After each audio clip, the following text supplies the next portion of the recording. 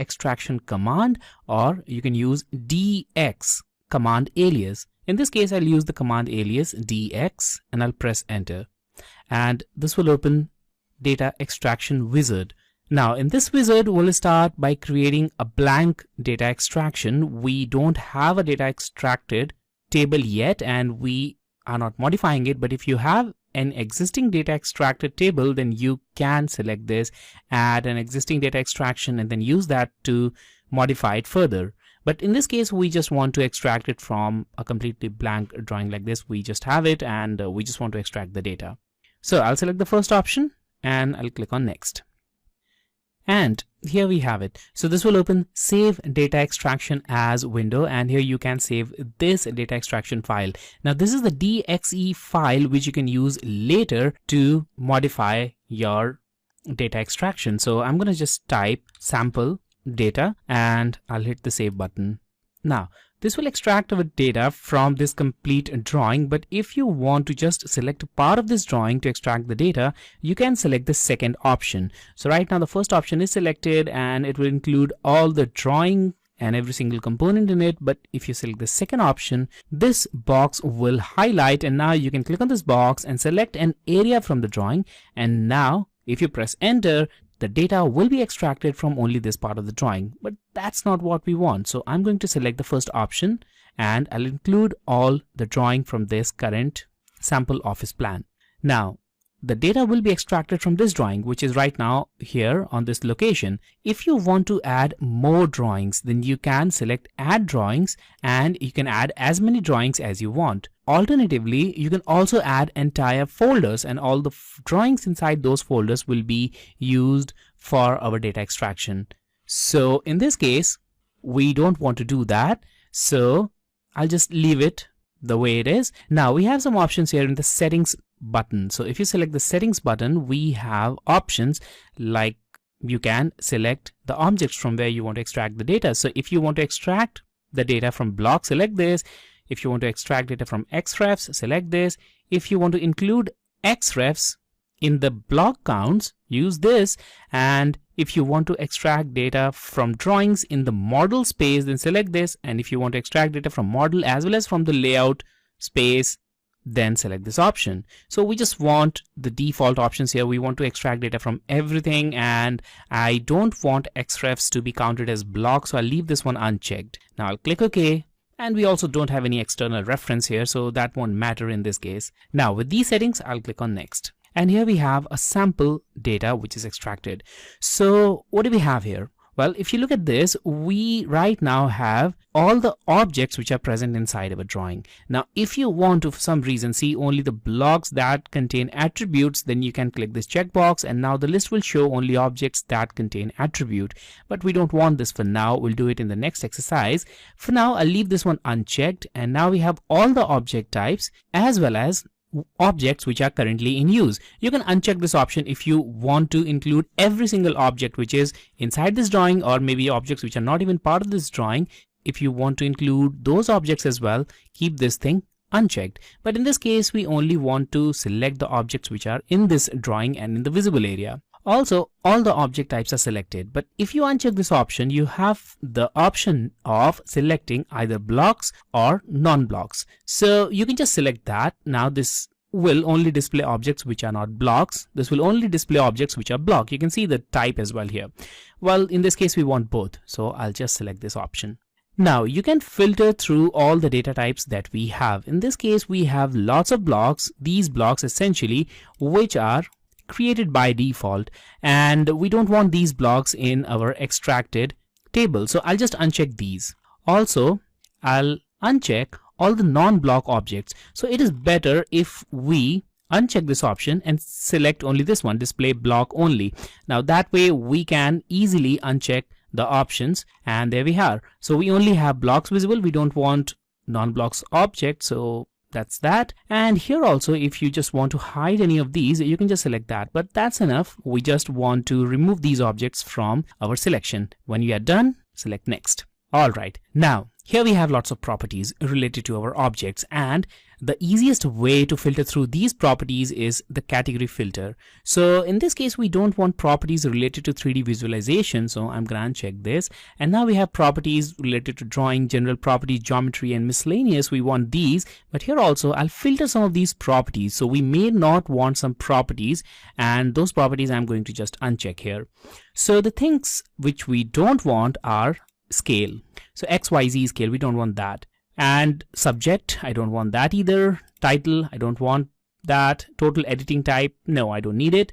Okay, then position, rotation, I want it. So position, I don't want it, so I'll just uncheck. So these are the information that I don't want in my final table. Plot style, let's leave it. Line weight, line type scale, line type, layer, keywords, no, we don't want that. Hyperlink base, hyperlink, nope. File size, no, we don't want that. File name, we don't need it. Okay, file modified and file location, not at all needed. And file last saved by, not needed. Okay, and maybe we can uncheck file accessed and file created as well. And this info is drawing revision number, let's leave it for now.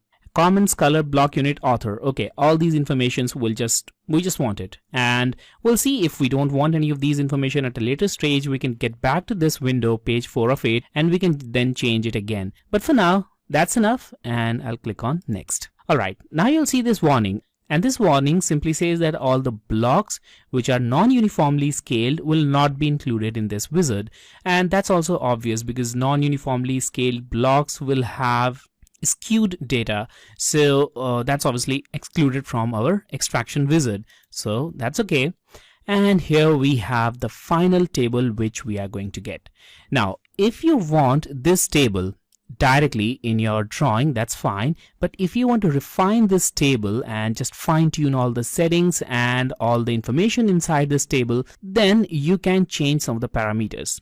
The first few things which I see here is the empty column. So I can clearly see that author column is empty, comments is also completely empty, so these two are completely empty and we don't need it. So I'll just right click on this and I'll select hide column. Similarly for this one, hide column. And this also I think is completely empty, and yes it is. So right click and hide column, and yes, empty tables are gone. Now also we might have columns with single information, for example block unit. Okay, we have different information in these. Line type, everything is by layer, and yes, everything is by layer in line type. So adding this column is kind of useless in this case, so I'll just hide this column as well. Now line type scale, I leave that. Line weight, all right, this is by layer everywhere, so I'm gonna hide it. And this works. Rotation, unit factor, I think it has different values, and yes it is. So that's that. So we have all the useful columns here. Now in this case, identical columns are combined. So if you look down, you'll see that we have 4 instances of a tree 3 block. Now if you uncheck this, well, all the tree 3, they are all separate. So if you just want them separately like this, you can leave it, or you can just combine them into single column. Also you can show the count column, which will show you the number of objects or the count of those objects. So in this case we are just talking about blocks, so it's showing the count of those blocks. Just leave it checked if you want it. Also the name column, which is this one. So if you don't want any of these, you can just check or uncheck these, but in this case these are really very important columns, so I just want to keep them. Now with these settings you can click full preview to see what you are going to get, and I'm going to do that. So here it is. Here's the final table which we'll be getting here in AutoCAD, or maybe if you want this table as an external Excel file, you can just get that as well. So that's our table. Now I'll just close this and I'll click on next. And here we are on almost the last page of this wizard, and here we can extract information in 2 different ways. You can either extract the information as an Excel file, CSV, MDB, or a TXT file. You can save it anywhere you want. Or you can extract the table as an AutoCAD table. And in this case, I'll do both. I'll extract it as an AutoCAD table and also as an external file. For the external file, I'll specify desktop as my location. So I'll just click on this ellipsis and I'll bring the save as window here. So here's the save as window, and I'm going to just save it here. So let's call it office data. And now you can see that it is saving it in XLS format. You can change it to MDB, CSV, or simple text format. I'll leave XLS format. and I'll save it. Okay, so it will save info here, and now we can go to the next option where we'll create a table right inside AutoCAD. So let's do that. Let's click on next, and here we are in the table wizard. Now let's give it a name. Well, if you want to name your table, you can just give it a name, for example, data extraction. And you can even change the type of table. So right now it's using the standard style of our table, and if you just want to be creative here, click this box, and now we are in the standard table. Click on modify, and you can change the formattings. For example, you can go to text and change the text size if you want to. Maybe if you want to change the text color only, you can just do that as well. So in this case, just for the sake of creativity and just to show that this thing is possible, I'll change the text color to green. And now this text is changing only for the data types, not for title or for header. So that's that. And now with that, I'll click on OK. Okay, so we've only changed a single property, and close, and there we are. Click on next, and finally finish. And now on our cursor we have the extracted table, which is very tiny. So let's increase its size. So I'm gonna go to Home tab, Scale. I'll select the table, and I'll just make it a little bit bigger. Maybe a scale of 30 should do, and yes, it is good for this example. I'm gonna now move this table right here, and as you can see, the color is green because we changed it in the table wizard, and this table now contains information related to every single block in our drawing. So our chair has been used once, the unit is millimeter, color, the layer, it's on this layer, line type scale is this, the plot style is this, it's rotated to this angle, unit factor is this. So every single property is here. And the best part about this table is it is completely linked table. Now to show this in action, I will once again take you to the tree 3 block. Now the tree 3 block has been used 4 times in our drawing. As you can see here, it's clearly visible. Also, if you just move here, let's just scroll down, and we'll change one of the properties here. So here we can maybe change the color. So the color of this tree 3 is by layer. As you can see here, it's by layer. So tree 3 color is by layer. We'll change the color of this tree 3. Now the tree 3 is this one, this tree in our drawing. It's been used 4 times, and if you go to insert, you will be able to see this here. So that's the tree 3. All right, now let's select this, and I'll select all of these, and I'll change the color to anything random, and here it is. So the color of these trees, well, it changed, though it is not yet visible here in the drawing area because inside the blocks the colors were defined as green, so that's why it's not changing it, but that's something for another video. In this case, the color has changed, and if you now select it, it will show that color. So that's the color override which is applied here. Now the same information should be visible in our extracted table. So if you go to tree 3, look at this, it's still by layer, nothing has changed, but yes, things are now different and it has changed. To see the updated information, all you need to do is select the table, right click, and select update table data links, and there it is. Now you'll notice that the updated color will show up right here. Also, when you hover your cursor over this table, you'll see not only this link icon but also this padlock icon. Well, this indicates that the table is a linked table linked to your drawing, and padlock icon indicates that these infos are completely locked. You cannot modify it. But if for some reason, if you want to just modify it, you can do that as well. So here, if let's say you want to modify this information right here, then you can select this and it is still locked, but you can go to cell locking, make it unlocked, double click inside this, and now change it. So this is name. I'm going to change it to name of block, and there we are. I'll click outside, and there it is. So that's a modified information. And that's the simple data extraction. And using this, you can obviously extract, well, great amount of information. Now, I'll also open the Excel sheet. So the equivalent Excel sheet of this table is this one. So here you can see that the same table has been extracted here, and you can just compare the information using this tree 3, which is by layer, because that's the original table created by data extraction where we had the color as by layer. All right, so now let's talk about extracting information from attributed blocks. So I'll open another drawing and we'll open this attribute example. Now this attribute example drawing is available inside your AutoCAD installation directory as well. When you start AutoCAD for the first time, you will see this attribute example drawing, and that's the same file. Now here we'll use once again data extraction, and we'll extract information from blocks containing attributes. So again, I'll use dx for the data extraction.